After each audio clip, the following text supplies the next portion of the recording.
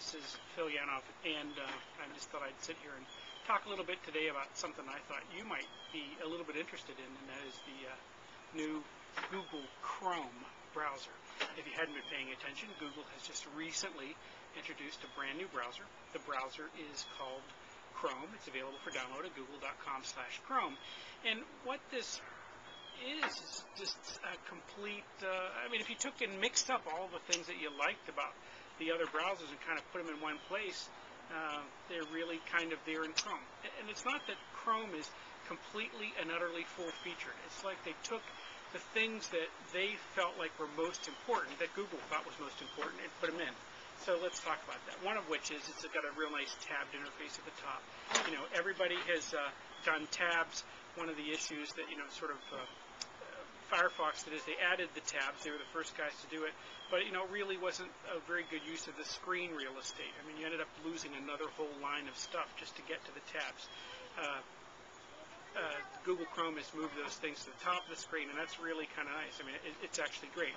You know, like the new version of IE7 versus the version of Firefox, the new version of Google Chrome also opens a new tab right next to the tab you're working on as a default behavior, instead of opening it up way over to the right. But let's wind back all the way to the overall experience. What are you going to see first? When you pop open Chrome for the very first time, what you're going to see is a bunch of thumbnails. I think it's 9 or so thumbnails of websites that you've opened recently. Of course, there won't be anything there the first time. It will have imported all of your Firefox settings, but there won't be anything there in that first setting. But once you've used the browser a few times, those thumbnails populate and allow you to kind of quickly jump into them. Also, there's a list down the right-hand side of the windows that you've opened in the past, so things that are not quite a bookmark, but recently opened windows is good. A new thing is recently closed tabs. So if you've been in something and you just closed it and you think, oh, I really need to go back to that, simply go to the plus sign, which pulls up a new tab, and down on the right-hand side of that tab is actually going to have a little space for you to say, oh, here's one that you just recently closed. Let's go ahead and open that one back up again. Very nicely done. Search in the top right. Of course, it allows you to choose from a variety of search tools, but it defaults to Google as you might expect. The other thing that is really nice about this new Google browser is that they decided that stability was going to be the thing that was most important to them. You know, we've gotten to more and more having applications run inside the browser, right? So gone are the days where we download really big fat programs and we actually try to get them to run inside or run on our computer. We're actually having programs run inside the browser. So what Google has done is made each tab a specific sort of instance that's sort of walled from the others.